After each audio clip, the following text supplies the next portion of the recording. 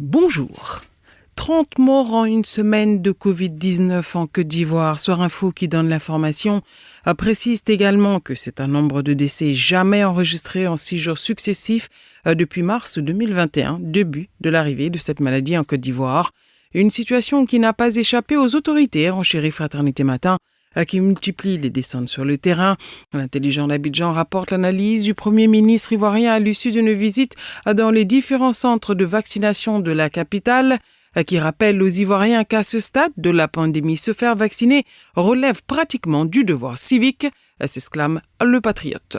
Ce même devoir civique auquel se sont pliés les producteurs de volailles de Mondoukou dans le département de Grand Bassam, suite à la découverte de foyers de grippe aviaire. Cet abattage, renseigne l'expression, concerne 130 000 volailles issues de 50 fermes dans un rayon de 3 km et touche tous les modes d'élevage, qu'ils soient traditionnels, semi-modernes ou modernes, et même les œufs. Les rififis, autre joute verbale entre le parti à la rose, fleur emblème représentant le Front populaire ivoirien et la dissidence de Laurent Gbagbo, continuent d'inspirer les plumes de la presse, avec notamment les différentes interviews de Pascal Affi-N'Guessan, désormais seul maître à bord du bateau FPI.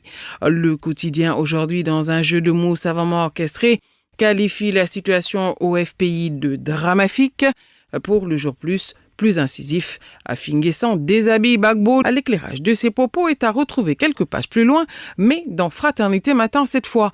Le président du FPI décline sa vision pour le pays à la tête de son parti et charge son ex-mentor pour sa vision autocratique, dénonce ses hésitations aux moments cruciaux et laisse la porte entrouverte à l'éventualité d'un front uni avec l'ex-première dame Simone Gbagbo, arguant qu'elle est encore militante du FPI.